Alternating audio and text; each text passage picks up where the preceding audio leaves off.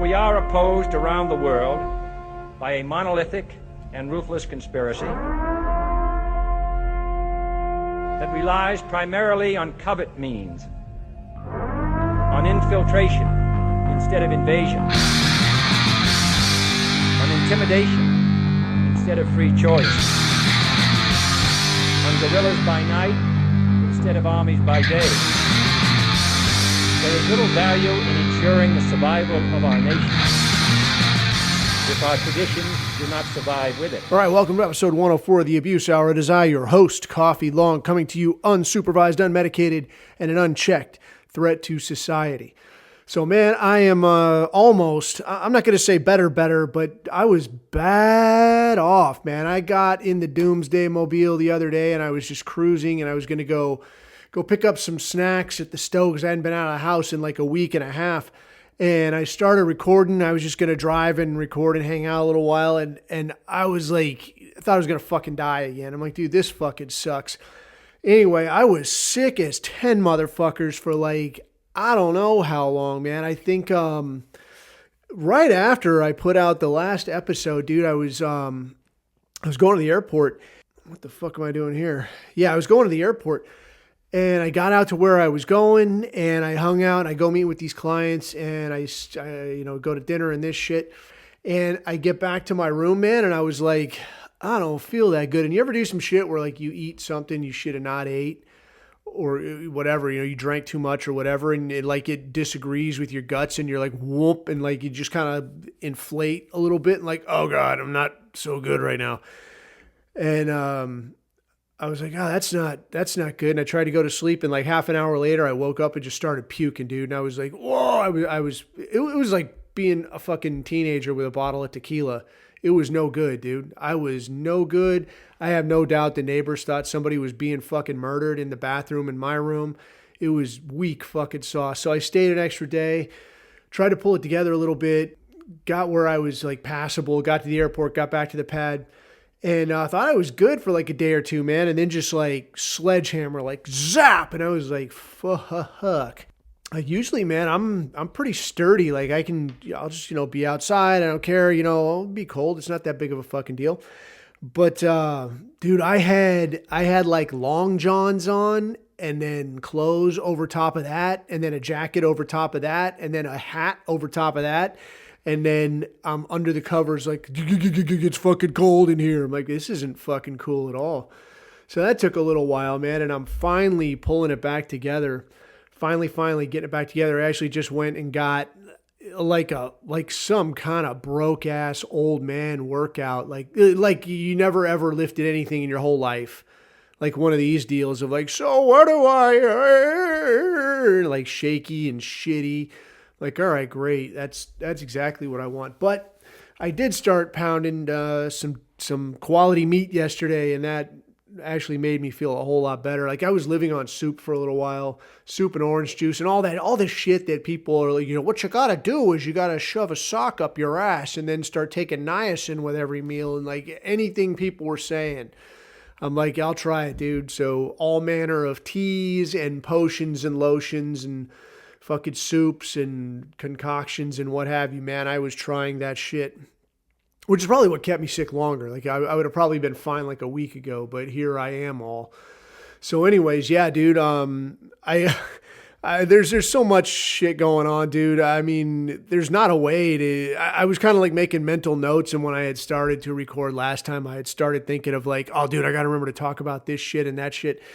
And like the illegal thing, that's what can you say that hasn't been said about the Marx Brothers? I mean, it's stupidity personified. This business of like, yeah, we're removing motherfuckers left, right, and center.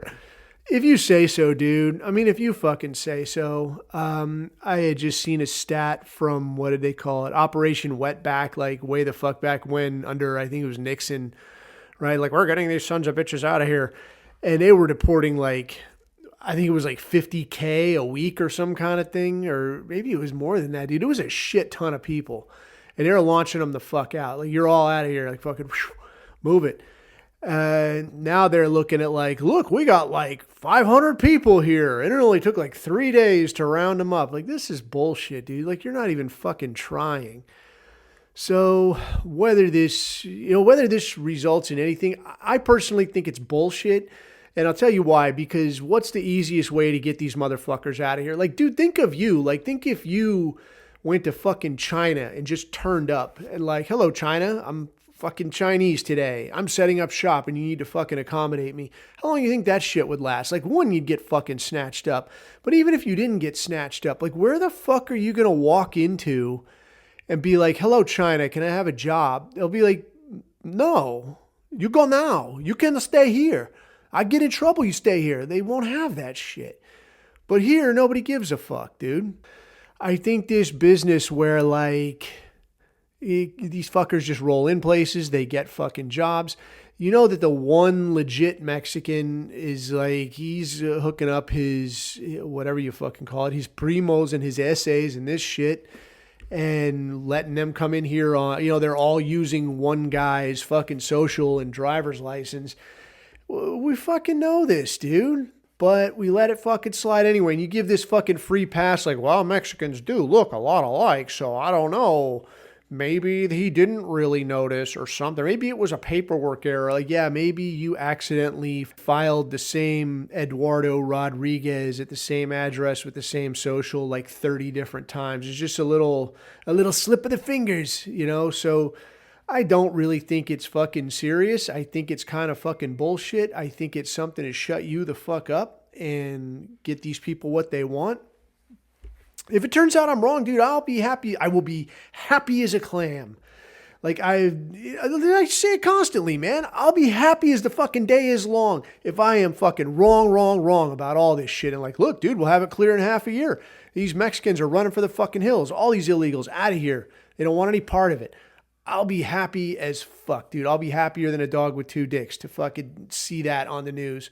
And like, yeah, look at that, dude. I was mistaken. But I don't think that I am. I really do not. Time will fucking tell, though. Time will fucking tell. I do like the idea of turning off all the foreign aid. I do think it's incredibly conspicuous, incredibly suspicious, incredibly so fucking suspect. I mean, it's like shoving it right in your fucking face to like shut off all the foreign aid and then like, yeah, but we're leaving Israel's turned on. Like the major fucking parasite, we're leaving that one turned on. And then we're also leaving Egypt's foreign aid turned on because, the reason we pay them is so that they let Israel do whatever the fuck they want. Like we're a reasonable Arabic country with that kind of, manpower, money, and resources would say like, hey, you should probably knock that shit off. Or we might, come by and try to level the playing field a little bit. No, not so fast because the U.S. is going to make it worth your while. We're going to give these people some cash money and they're going to let it fucking slide. So I think that's incredibly fucking suspect.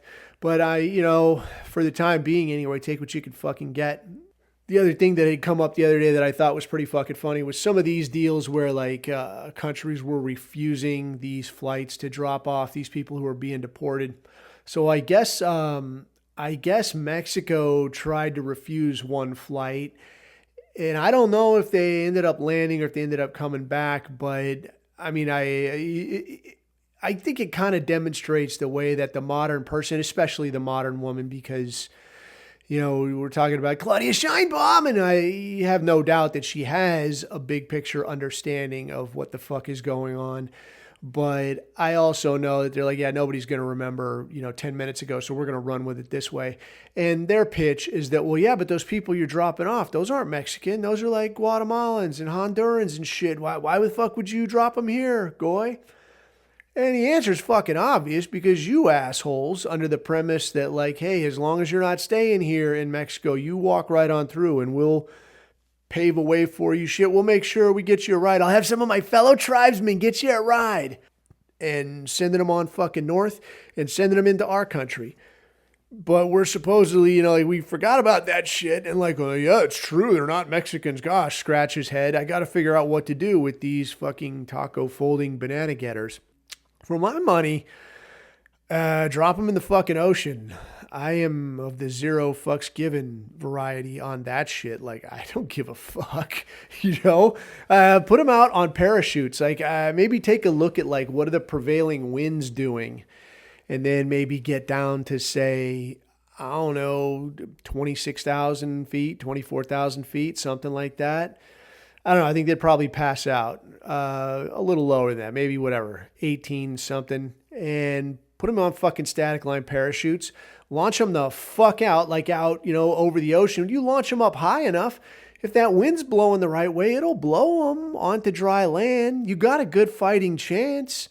I'm not making you people act like this. So, I mean, these are good odds, dude. Take them fucking Los Airborns. I wonder what you could call that, dude. Los Berets Verdes or whatever. You traded in your green card for a green beret. Falling immigrants from the sky, fearless turds who fall and die. Enjoy your one-way trip, shit stick.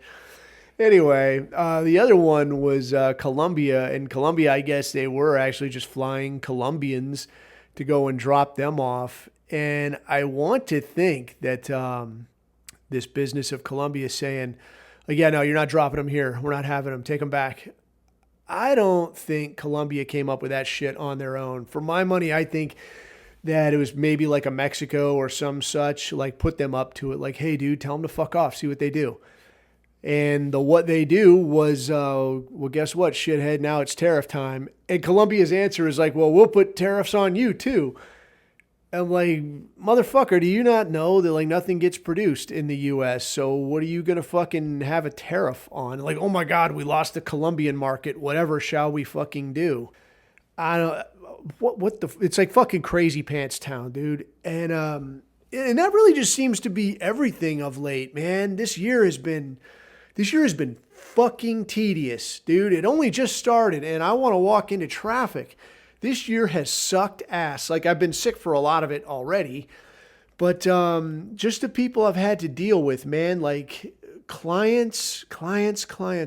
So with some clients, like you're wrapping up a piece of work or you're getting some new work going.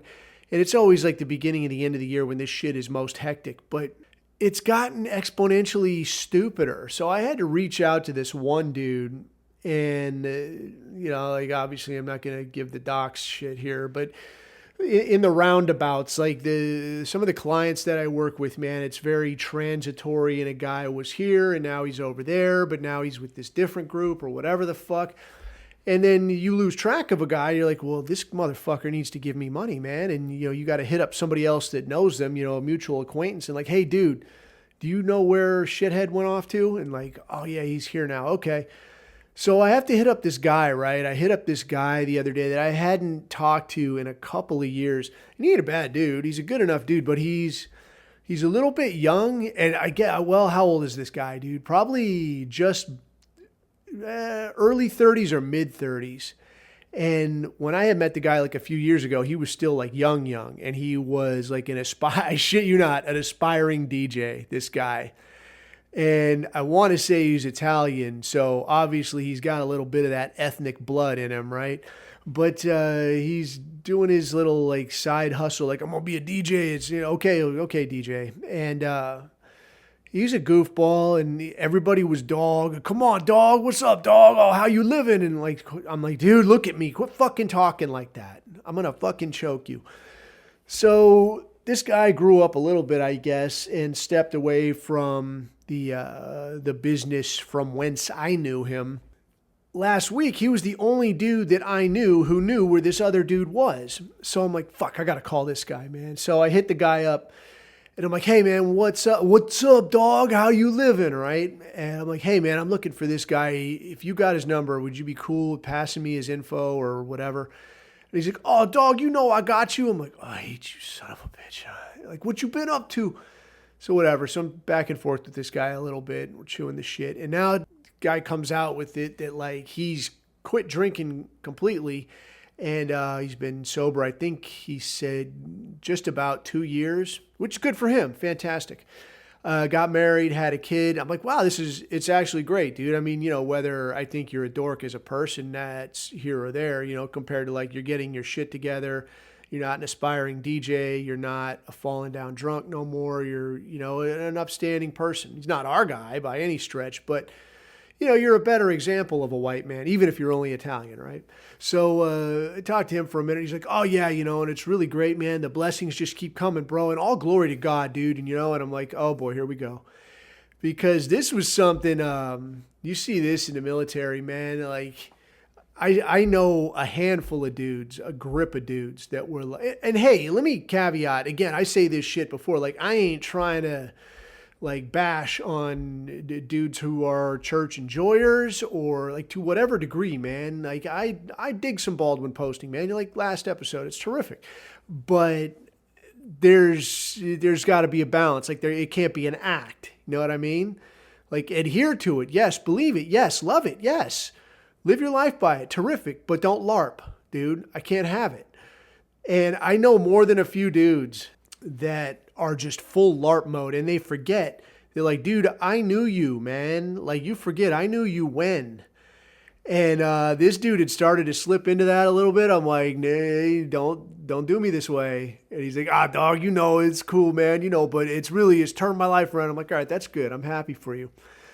Because I got like a really bad taste in my mouth, not for religion in general, but for the people that roll like, and not for religious people, to caveat, but for the hardcore LARPing thumper who is, you're putting on the act, dude. I will not have it, man. And I, when I was still right as I was wrapping up, there was a dude that I knew that I had known my whole time, man, the whole time I was like somehow like I was just connected at the hip with this dude. There'll be guys like that. You might see that like in college if you go on to work someplace with a dude that or some such. If you're in the military, you could almost definitely think of somebody that like you saw this person, you were in training with this person, and you just ended up attached at the hip somehow or other. So this dude that I knew, he was like I said, man, in that community, there was a lot of dudes that are like handsome Dan motherfuckers. Not me. Like, I look like a catcher's mitt, and that's fine. But there are dudes that are like women will cross a crowded room to just stand there and wait to say hello. And it's frustrating as fuck to see. But this was one of these dudes, this guy. And this guy would like, where some dudes that are handsome Dan like that are like, yeah, women, okay, whatever, man. It's entertainment. I like that they like me. I enjoy them for what they're for or whatever. But, whatever. This guy was a complete opposite. Like, this dude would go through women like shit through a goose, man. And if we happen to be somewhere and he was liquored up, obviously he's not in Mr. Charming mode. We call him the shotgun approach, right? With, plus his name. But we call it, his shotgun approach. And this dude would, no shit, go to every single woman in the bar. She could be with her family, probably not a bar, I don't know. But, she's with somebody, she's with her friends, she's crying into her phone, she's in the middle of a bachelorette party, good Lord almighty. Every single woman in the bar, this guy will roll up, hey, goddamn, you look fine, what's your name here with that? Hey, what are you doing? Hey, yeah, you want to fuck? And I swear he would roll like this. And 99.999% of the time, these women will give him a slap and like, get away from me. But there's always that one, that 0.0001 that's like, hee. And this dude, you're like, what? Why do you do this, man? Like, he'd end up with these women that would try to drive over him with cars. Me and him had an apartment at one point. We get back to the pad, and there's some woman sitting there in the dark just waiting for him to come home. Where have you been? We're like, what the hell are you doing in here? Like, just madness. Dude, we were deployed together, and this was before the modern unpleasantness. And I came to this guy's room at like, I don't know, 7-something in the morning. And I was like, hey, let's go and get something to eat. And I knock on the door, and he answers the door butt naked. And I'm like, well, I don't know if you want to get something to eat or you want to put some pants on or what, dude. And he's like, oh, no, I'm fine, bro. He's like, come in for a second. Have a drink. And I'm like, dude, it's 7 in the morning. I don't actually want a drink.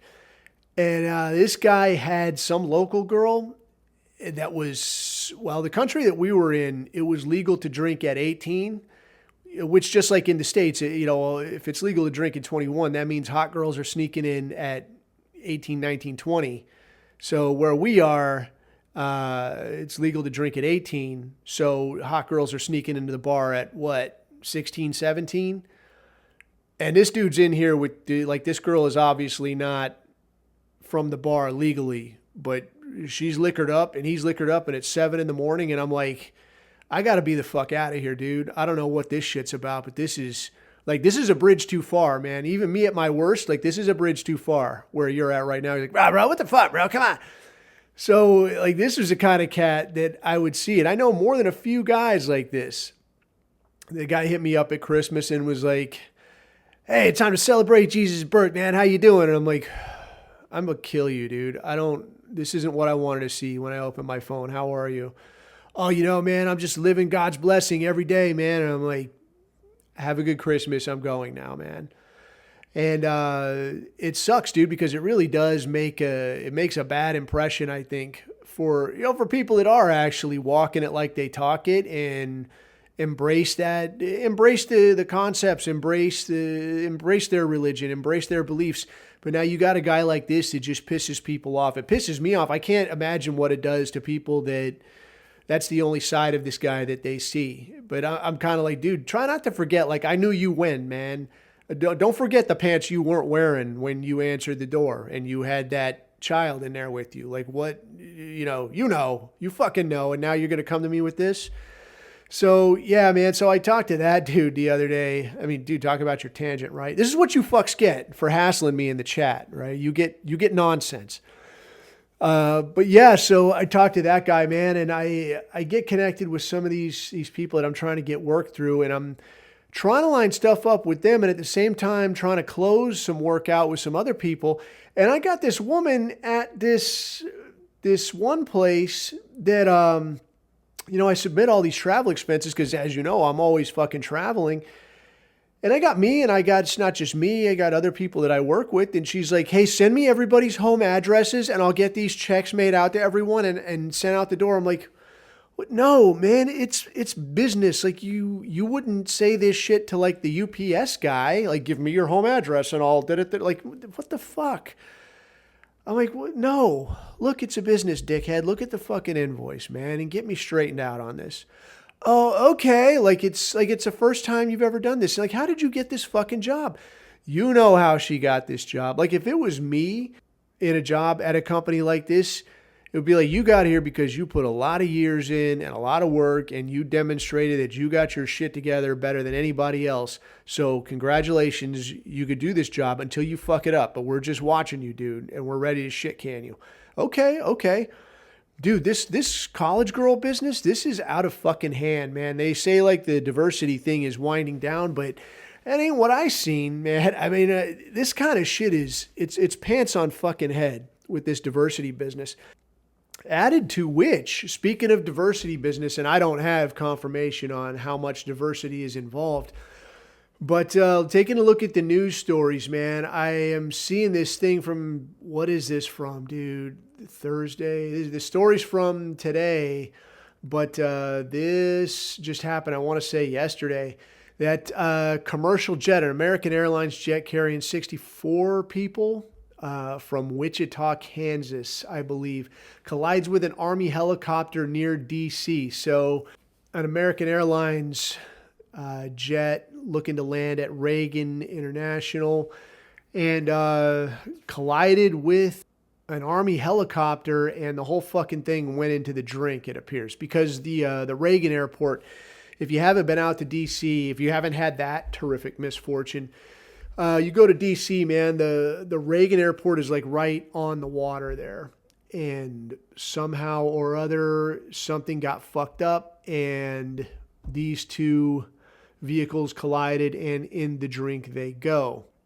It appears that there was some kind of jackassery where I don't know if the helicopter did not have its transponder on. There also appears to have been an issue with comms between the helicopter and the air traffic control tower. I'm looking at this on Zero Hedge, and there's a comment in here from a guy who was an air traffic control tower. Appears to have been at DC Reagan. I was a controller at DCA for 8 years, and this is a normal operation with helicopters using the helicopter routes. This problem I see is the controller asked the helicopter if they had the CRJ in sight. I don't know what a CRJ is, but he never said where he was or what he was doing.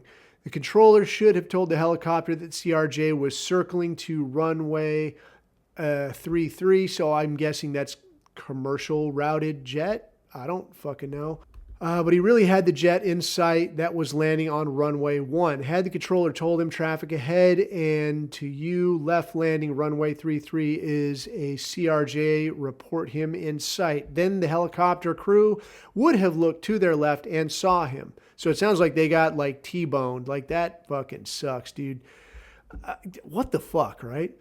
They unfortunately were looking straight ahead at a different plane. The controller is going to take a major blame for this one, unfortunately, for not being more detailed. Those helicopters literally fly directly in the path of those runway 33 arrivals. So as a controller, you have to be exact. Another problem I see is the expectation bias. As controllers in that scenario, we want to hear the helicopters say traffic in sight, and we will maintain visual separation. These helicopter pilots know we need to hear them say that. It's required. They say they will just because even though they might not really have the aircraft in sight. They are just saying what we want to hear. If they don't, then we stop their forward progress and make them turn out. So yeah, it appears that like I don't have visibility on who is flying. Like obviously no matter who was flying, the American Airlines piece, it doesn't sound like they did anything fucked up. They did whatever they were doing. They were coming in on the normal runway and an Army helicopter got in the way. What I can tell you for sure is what everybody already fucking knows, man, that the diversity tip and the kind of lowering of standards just to make the world look like motherfuckers think it ought to look is rampant, fucking rampant in the military. And here's what you get, dude. You get fucking airplanes and helicopters running into each other. So, I mean, that sucks, dude. That sucks.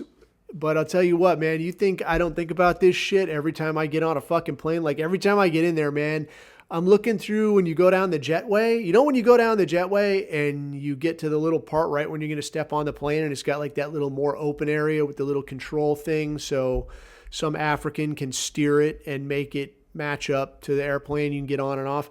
There's a window right there, dude. I always look through that window and like, let's take a look, dude, who's in there. Because sometimes you can't turn and look in there and see who's flying this fucking thing. But before I'm actually on the plane, man, I like to look in there and like, who is fucking running this shit show?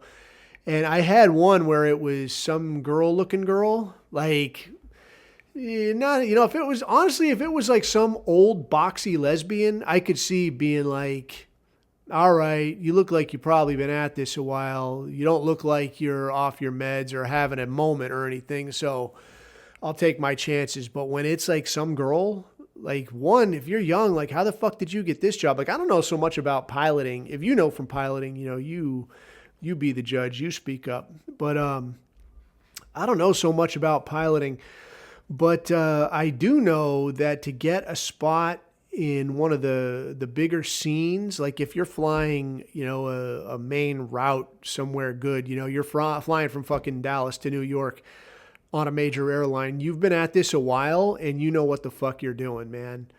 If you're flying some little puddle jumper out of Dog Patch to the middle of fucking nowhere, wherever the fuck, then maybe you were flying C-130s in the military and you just got out, whatever the fuck. I knew a guy that did that shit.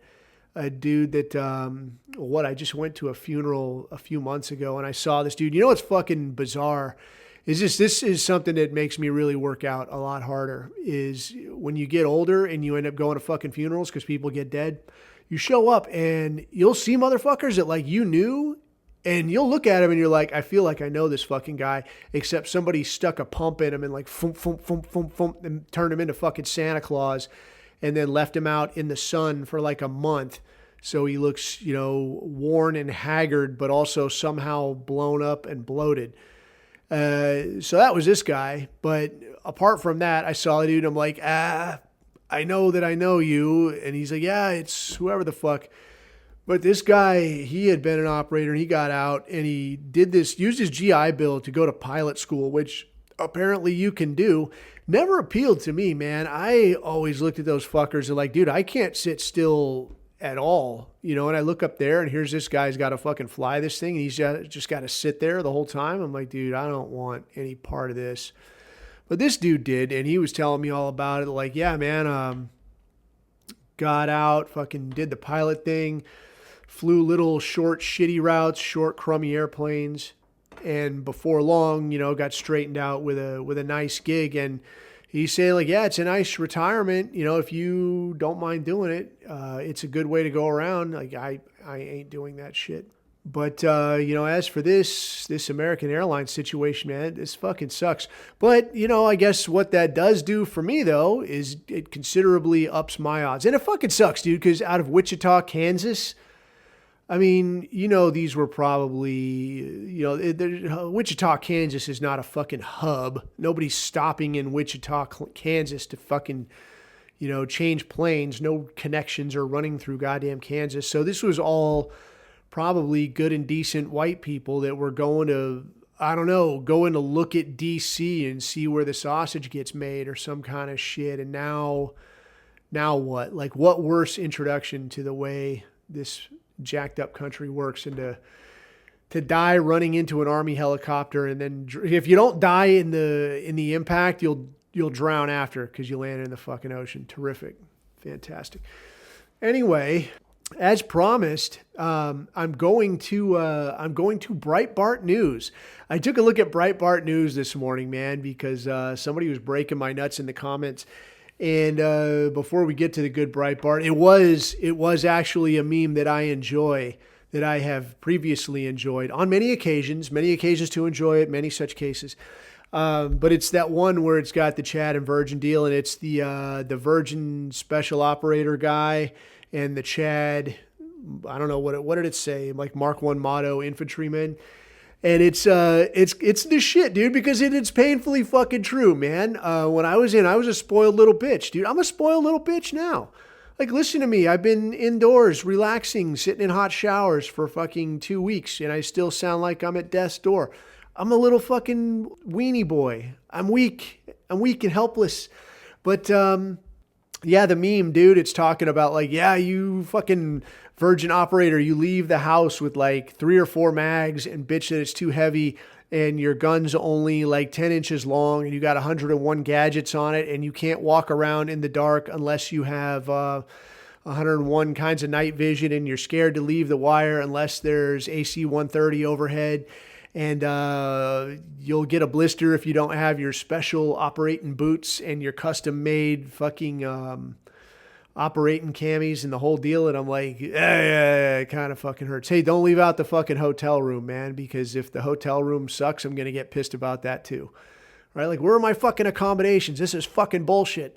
And then the standard Mark I motto infantryman is like, I don't remember what, like eats broken glass, can see in the dark, doesn't care, falls down 100 different times, gets right back up, carries his entire life on his back. Dude, these are all true statements, man. These are all true statements. It's true because it hurts. And, dude, I can't remember if I had told this story before. If I did, you get to sit through it again. Sorry, shitheads.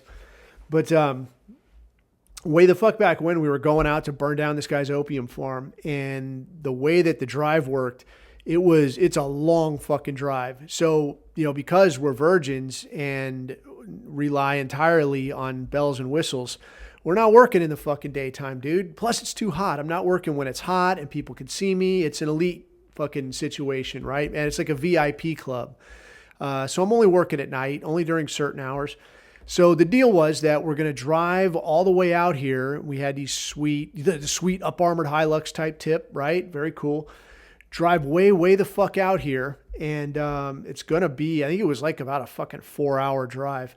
And we're going to drive out here about 4 hours. We're going to stop at this Marine outpost and then spend the day there. So you're going to drive most of the night. You'll get your shit together, drive most of the night, get set up, hang out with the jarheads, hate life for a little while. And then when it's dark again, now you're going to press on to the VIP event, you know, and do the red carpet thing. And the idea was we're going to burn this fucking guy's opium farm down. And there was some guy that we were looking for. I don't remember who, but looking for this fucking guy. And we're going to do all that shit and then just drive straight back. Because from there, like, you know where you're going. You don't have to worry so much. And you've already been down this fucking road or whatever. You know, you don't got to work around the red carpet gig. So we're driving out there and we stop at this Marine outpost. And dude, it was like, if you ever seen them cartoons of like, what do you call it? Fucking French Foreign Legion, like the cartoon, not like the gag, like the actual Legion, like I think I talked about before, but like the cartoons where it's like four walls and a bunch of motherfuckers in baseball hats with the flap on the back, like out there just hating life and like, bonjour, like it's hot as fuck. Like that's how these dudes were living. It was fucked up. And we got there, man, and the deal was like, it's just HESCO barriers, and it's just like, how can you say it's like just cement fucking barriers, you know, just these big fucking barriers. And they live inside there. And the only difference between in here and out there is like whatever you fucking build. So they had built up like, you know, kind of a hammock situation. They had all their MREs and shit just kind of over in that corner, and that's what you fucking eat. They had their big pallets of water over there. It's in the shade, but it's hot as fuck. So, you know, if you want some water, it's right there. Go ahead and grab some. If you got to take a shit, that's over, you know, there's another little HESCO barrier. Just go behind that HESCO barrier and there's a hole dug there and you just shit in the trench and fucking cover that up. Like that's how they live, dude. And they had some cots set out for us. Like what swell hosts, right? These guys had set cots out for us. And, you know, you got to go fucking work at night. So you drove most of the night. You get over here, take a little nap. Good luck taking a nap, dude, because it's 1 trillion goddamn degrees and you're just stuck outside. So it fucking sucked, dude. And had a little, I didn't eat their MREs. I brought my own snacks. I brought good fucking snacks, right? I don't eat that shit. But we're out here for this shit and take as much of a nap as I can. And I'm talking to some of these guys. And I'm like, bro, how long are you out here? And they're like, 1 year. Like, do you ever fucking leave? They're like, yeah, we go do like engagement type shit once in a while at the little town over there. And there's like a little Haji town just right over there. Like, fuck. Like, you ever get shot at? And they're like, well, yeah, but I mean, the people from the town try to give us a heads up, you know, because we bring them stuff and we help them out. You know, when stuff gets dropped to us, we'll bring some to them. So, you know, we try to do them a solid. They do us a solid. So it's basically like you're just out here surviving for a fucking year. I'm like, dude, do you shower or what? He's like, yeah, man. You just grab some water bottles and dump it over your head, and that's a shower. Like, where do you wash your fucking clothes? Like, you got 2 sets of camis, dude, and you're gonna wear the ones you got on. You want to wash the other ones? Okay, just rinse them off, man. And then once in a while, they'd rotate out, go to a base somewhere, you know, and you could go in there and they'd wash their shit up, get a proper shower. But, I mean, I looked at that shit and I was like, this would fuck me up. Like, I would not walk this shit off. And I'll tell you, dude, like, any of this shit that I ever did, people like, if I'm being honest, dude, people jock it a little hard. Yeah, there's some hair-raising shit. But mostly it's some shit that you knew going in, like it wasn't a surprise that this is what, you know, this job might entail. But getting dropped in the middle of the fucking desert for a year and like, see you in a year, shithead, good luck not dying. You know, is there food? Sorta. Is there water? Sorta. If somebody gets fucked up, just get on the radio and we'll have a helicopter, you know, only 3 or 4 hours away. Don't worry. That would fuck me up, dude. That would definitely stick a little bit. So yeah, dude, the meme, it's funny, but what is also cool is I didn't have to be that hard, right? I put out fucking hard early on, so I don't have to be the guy that's sleeping behind the fucking HESCO barrier and shitting in a hole in the ground and eating MREs for a year, man. That would fuck me up. So yeah, I'll be that virgin all fucking day, dude. Do not want. Anyway, moving along, man. I've got this news story on Breitbart, which I fucking died. Oh, fuck, sorry. I'm not completely well yet. But I got this news story on Breitbart, man, and you can't put a price on this shit. You really cannot. So Breitbart, and it's a picture of some asshole with a fucking Trump Yarmulke, little red Trump fucking Jew hat. And Trump signs executive order to fight anti-Semitism on campus. So, I mean, I'll just read the fucking article because it's super, super short. President Donald Trump signed an executive order Wednesday aimed at fighting anti-Semitism on campus after 18 months in which Americans were shocked, I tell you, by the radicalism and hatred that exploded at the nation's elite universities. All right, so look, man, first, why the fuck would you be shocked, dude? I mean, what these Hebrews are doing over there is, by every definition of the word, a genocide. It is an ethnic cleansing. And after the dirty black summer, why the fuck would you be surprised that these college kids are more than willing to go out in the street and make a scene? I mean, I'm not into making a scene in the street like that, but these kids are. So where does the fucking shock actually come in? Like, this doesn't, what the fuck is this? All right. Continuing on, anti-Semitism emerging alongside anti-Israel radicalism had long been a simmering problem. Oh, had it? It had been a simmering problem on college campuses? I was completely unaware of that because as far as I knew, it was kind of something that'll get you kicked out of college for bringing it up.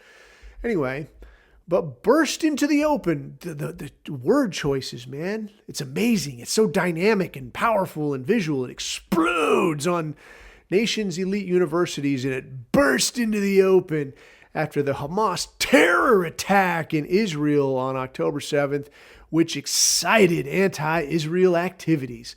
I sure am excited by these activities. I need to use that in a sentence at some point this week. You there, hot girl. I'm very excited by these activities. This is Wendy's.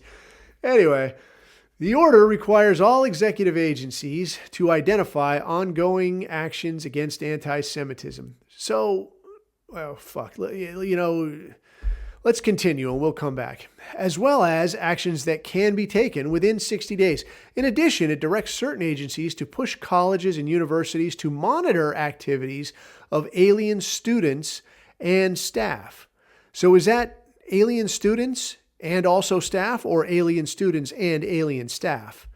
Because if it was alien students, and also the staff, I mean, what you're kind of telling me there is agencies are being directed to monitor the activities of staff who are involved in anti-Semitic protests so that they can be investigated and deported. So I'm guessing the staff there it must be in reference to alien staff, but it does sort of beg the question of why all of a sudden are we going to look at, we're going to look real hard at what are these people doing to upset Jews? You don't have to actually do anything to them. You can just be protesting. You could just be doing something that is identified as anti this group of people, and you can be deported. While on the other hand, if you were just mad at white people, you can destroy property, you can march in the street, you can assault people. All you got to do is say, he called me that one word, that magic word. I mean, I do whatever what I want. And then everything is everything, right? You're actually the one that gets in trouble. You're going to get beat up and you get in trouble for upsetting this African gentleman.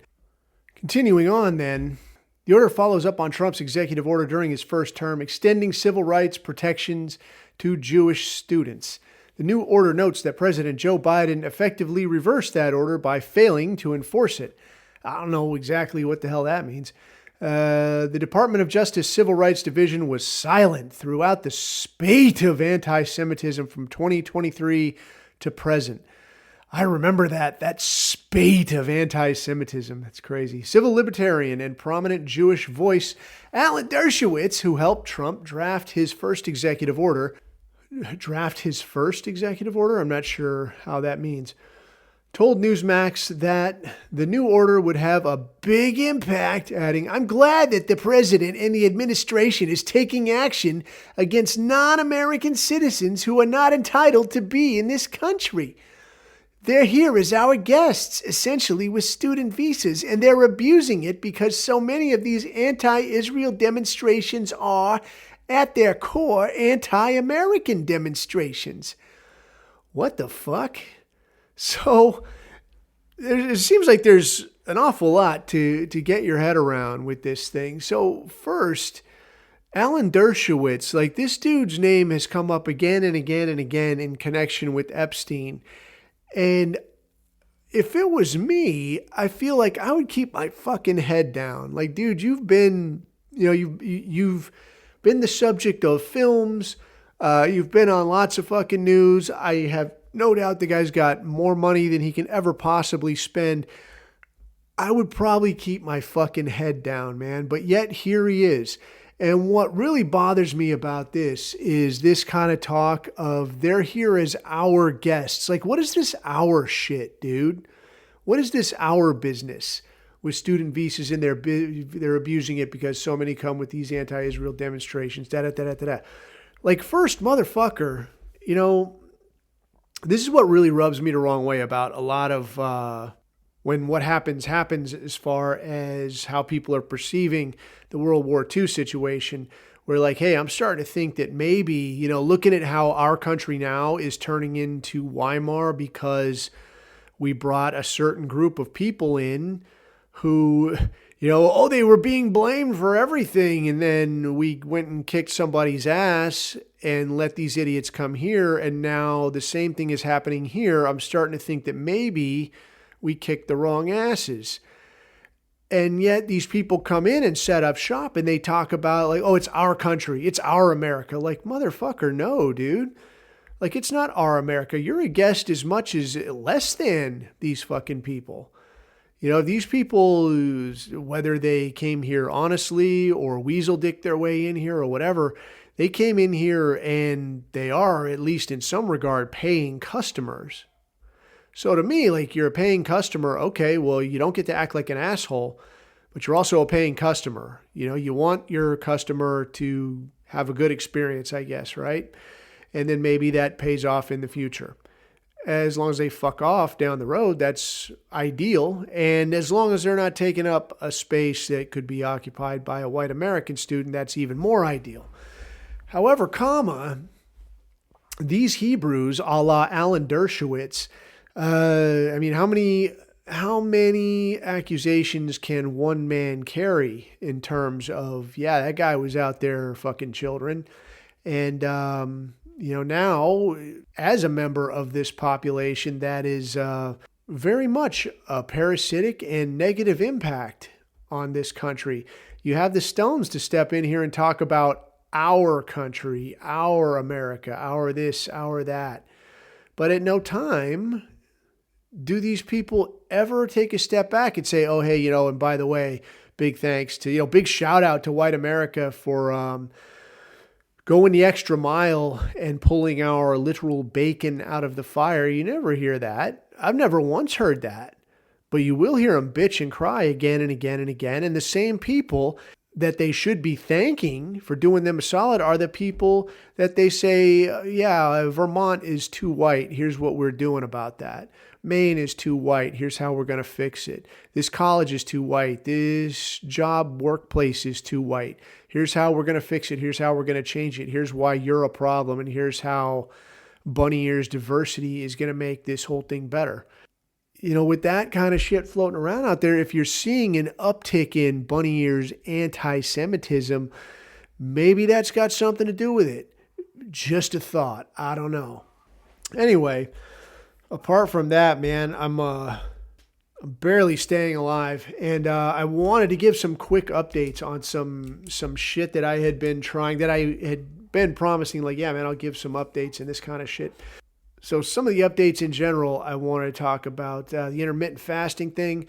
I wanted to talk about some of the strength training shit that I had tried out. specifically some of the half reps type shit like this. And some of you dudes in the chat, man, if you've got some secret sauce, man, wheel it out, dude, because, every little bit's better. And then also I wanted to say a quick word about basically ruining everything for myself. Like, I've laid off boozing. I'm not going to say I quit. I'll just say I stopped for a while, and I'm going to see how that goes. I can tell you this right out of the gate. If I don't see any incredibly impressive, appreciable differences, I'm having a fucking drink. Because, I don't got to drink, but I like having a drink when I like having a drink. So we'll see how it goes. Anyway, off the top then, man, the intermittent fasting thing, it's something I've been doing for a good while. And like I was saying about going to that funeral, man, you don't really notice when something's working until you have something to compare it to. So a lot of these dudes that I ran into, like older dudes that I had worked with or something, or guys that were even older than me, and you see like, holy fuck, man, like these dudes are spent, like these dudes are shot. So the fact that I could still lift and I could still roll and all this kind of shit, I'm like, man, this actually probably works a good little bit. I've been doing the thing where like I'll drink some cream in the coffee in the morning. That's not like an innuendo for anything, man. Like, no, dude, I like coffee in the morning and I'll put some cream in there. So I guess in a technical sense, you are breaking fast, because you've got some caloric value there. But if I don't eat till 11 something or noon, then, I'm getting fucking benefit, dude. I'm burning off calories that way. I try to keep it to about an 8-hour window, and I will tell you, man, it does appear to make a difference in terms of what your body does with the food that you do eat. Then later on in the day, it does appear to have a benefit in terms of kind of giving your body a break from digesting food, and now you can focus on all this other shit. So you see like some good spike, and you can feel like some good spike in like your hormones and this kind of thing. So that's been a huge bonus. Like the meme says also, like all your problems are from not drinking enough water. Dude, it does seem to be the case. Like I started pounding on some water, and for a while, like, how you say you want to get gains, you got to have this protein. And for a long time, I was just not drinking enough water. I was hitting a lot of protein, but it was like shit and cement, dude. I was like, I can't eat like this, dude. I will fucking die. But if you're going to eat hard, you got to hydrate hard, and I had been doing well right before I got sick anyway. And now, trying to get back in the saddle, if you like.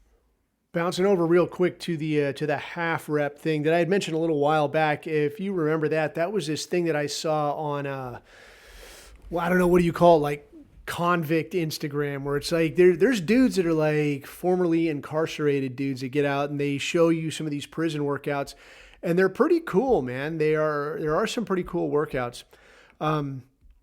One of the ones that I saw was a guy, and I can't remember the guy's fucking name now, but I talked about it, and this guy in the video, he was talking about half reps, and the idea of the half rep is in that small specific range of motion, you're maximizing the muscle exhaustion and saying like, hey man, I'm going to ask a lot of you, at this part of this range of motion.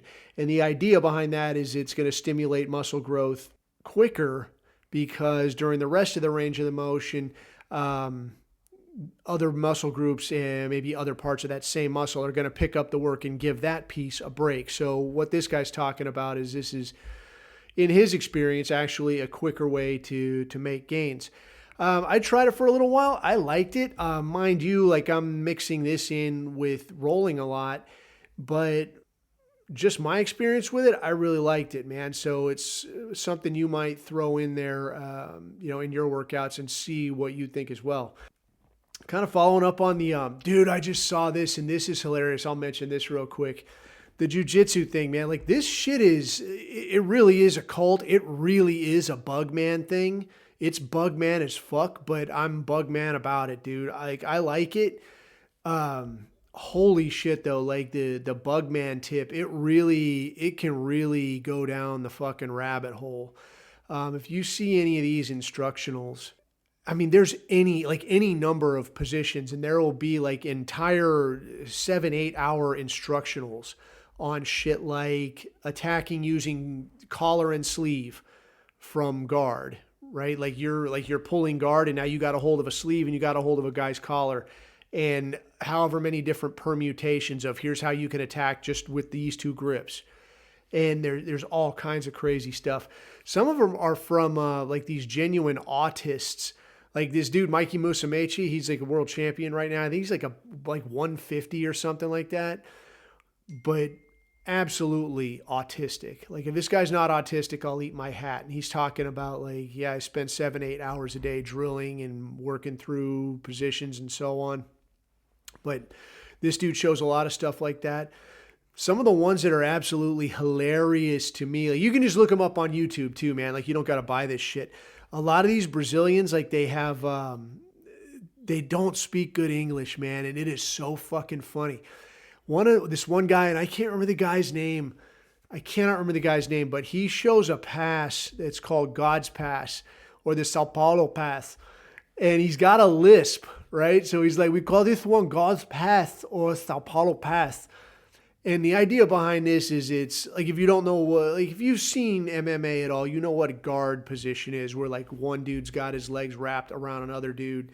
And it is actually a pretty strong position. If you think of it like, it's just like being in mount, except you're flipped over. So you don't have some options, but because you have the ground behind you, you do have other options. So half of the idea here is if you can get out of a guy's guard, now you could start really going to work on him. But this a lot of times is a lot easier said than done. So this is where the concept of the pass comes in, trying to pass the guard. But this one that I was watching, this fucking guy is talking about like he's trying to show you the São Paulo Pass. And like traditionally the idea is to always maintain posture. Like you keep a very upright posture. You don't let the guy pull you down. If you do that, then he can start going to work, and he's got 100 different submissions that he can work if you've got your head on his chest. But what this guy is showing, they're like, no, it's okay, because if I put his arm pinned to the side like this, I shift my weight, and he's showing this technique, and I'm not going to explain the technique, but it's basically you're going to weight down this guy's arm so that he can't do anything. He's only got one hand now. It makes it a whole hell of a lot harder to do anything. And then you're going to start working to get his legs taken apart and then get past the guard, and then you're in your ideal position, right? So the guy's talking. He's got this fucking lisp, man. So I'm just, like, I can't barely watch the thing because I'm laughing for like 2 hours straight. And he's like, what's he going to do? He can't grab you short. He can't grab around your head. He can't. So free the legs and finish the pass. And they always end with finish the pass. Finish the pass. Except this guy's got this fucked up lisp where he's like, you're going to step around, you're going to retake the position and finish the pass. I'm like, oh, fucking hell, dude. It's hilarious. But it is a really good time. But there's this shit going around in the jiu-jitsu community right now. And it's called the ecological approach. And it is like a cult within a cult.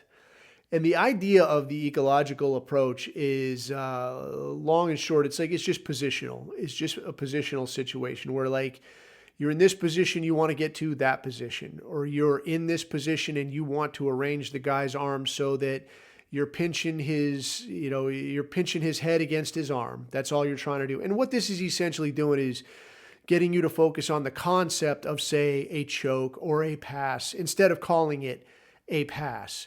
And it just allows you to freestyle a little more. And I had heard some ideas about this, like just focus on the concept. There's a couple Australian dudes, one dude, Josh Saunders, that's like, he got the black belt really, really, really fast, but he's also like an absolute fucking specimen. Like he's a really, really big dude. And he's a former professional rugby player. So for this dude to be like, oh yeah, I just learned. Like, no, dude, you're a very rare case. But what a lot of these Australian dudes are doing is they're talking about, like, what is the concept? What is the theory behind what you're trying to do? And this will allow you to freestyle a little bit more. So, for instance, like we're just talking about guard passing, getting out of a closed guard. When you first learn this, a guy is going to teach you, like, look, keep your posture like this. And now you're going to hold here, grip here, step with this leg. And now you're going to press over here to get these legs to pop open. but you don't completely understand why it works. You don't completely understand why you want to get past this dude's guard. But once you start to understand that, and you can be like, okay, what am I trying to do here? I'm trying to get this guy's legs open, and I'm trying to get around one leg or the other so I can get to side control, to side mount. And now I can start inflicting damage, whether, you're fucking fighting or you're just rolling or whatever. That's the concept. Okay, so what are some of the concepts behind that? Like if I can get the guy's hips crunched up high, or I can get one hand to his knee, or I can get one arm pinned down over here on the side, like with the São Paulo Pass, right? I can't hold him down. What's he going to do? He can't make a grip. He can't, right? So these are some of the concepts then. But this is like the entire study of this system. So these people refuse to use phrases like pass the guard. They refuse to use phrases like get your hooks in. They refuse to use phrases like hand fight or any of this shit. They won't use the phrases. They'll only refer to the concept. And they talk about these wacky fucking concepts of like, it's for a clearer realization of, an interaction with another human. And I'm like, man, shut the fuck up. That kind of talk, it makes my dick and balls hurt.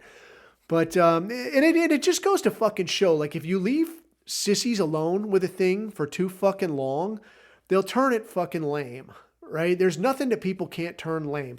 Like I'm trying to fucking either break this person's joints or choke them unconscious, and you found a way to make it fucking lame. Fucking stop that. Anyway, I digress, man. So the other thing that I wanted to hit on was laying off the sauce. And I know that it's wacky. Like it says the abuse hour right on the fucking thing, right? And there's a good looking martini glass. And now here's me saying, yeah, but I think I'm going to take a little hiatus from the sauce. But I went and got my T levels checked like a few months back, just because I never had. And they were like, it's shitty. It's super fucking low.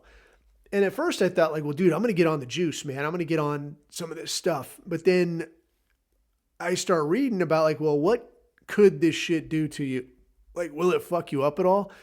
And there are some potentially negative side effects. And I'm like, dude, why don't I look at just maximizing on my own? Like, what can I maximize without doing that first? Like, let's do this first. And then if it's still shitty, then we'll look at that.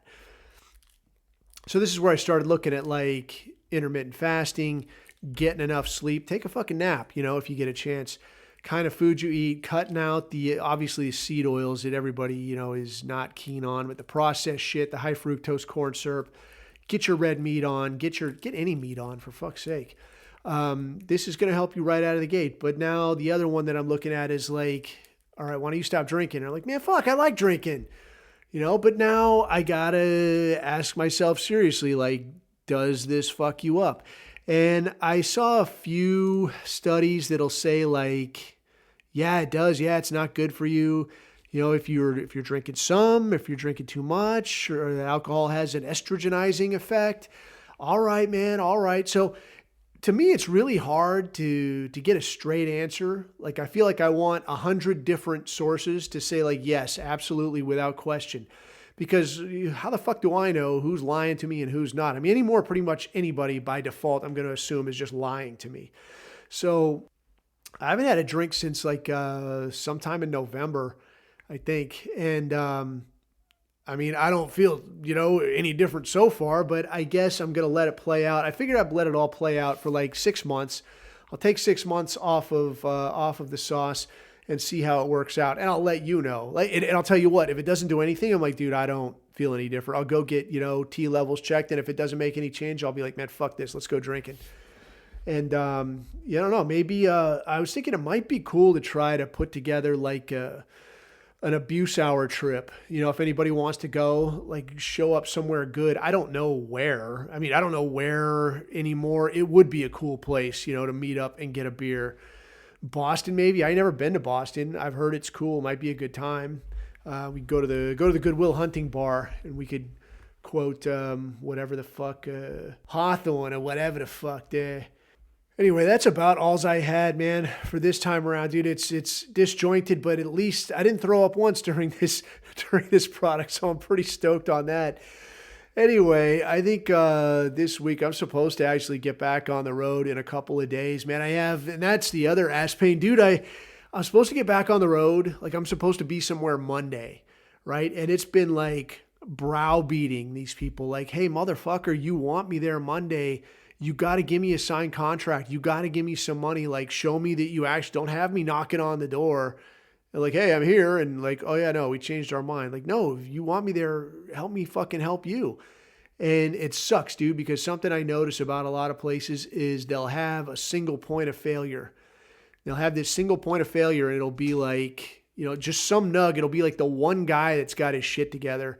And you show up and this is the one guy that's doing everything. You're like, where am I staying? Oh, I got your hotel room. Let me just fucking find it. How about a rental car? Yeah, I got, hold on. Just give me a minute. Just hold on. Am I going to get paid? Yeah, that's my job too. And like, fuck, dude. I mean, I see what goes on around here. I see what's happening.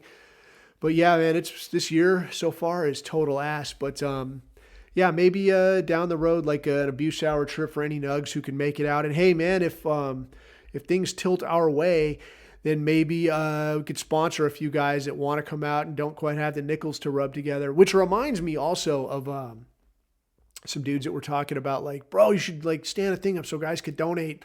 Like, no, let's not do that, man, because I don't know what kind of money other guys are making off of doing podcasts. I mean, like, I'm sure Devin Stack is making a nice piece of money, but that guy broadcasts all the fucking time, for one. And two, he's doing research all the time. And three, I'm lazy as fuck, right? So I only research once in a rare while when I give a fuck. And plus, if I felt like I had to put out a really, really good product, I don't think this would be as fun. Not as fun for me, and probably not as fun for you. So like, if you got money, like, just put it in a sock someplace. And then if, in the unlikely event we ever put together like a kind of a thing, like, hey, abuse hour trip, we're all going to get together and fucking wherever, Wichita, Kansas, and we're not going to go by plane, right? We go to Wichita, Kansas, we're going to drink at a fucking saloon. Then maybe we stand up a GoFundMe and a couple dudes that need Greyhound bus tickets, we can spring for that shit. Cool. So, all right. Anyway, all right, fuck this, man. I'm going to get out of here. I'm going to try to find some lunch, and I'm going to get on the road in a few days. So ideally, I should be able to put out a little coffee break. But until next time, man, stay cool out there. Keep your eyes on the horizon. Keep your neck out of the noose. I have been Coffee, and these are my takes.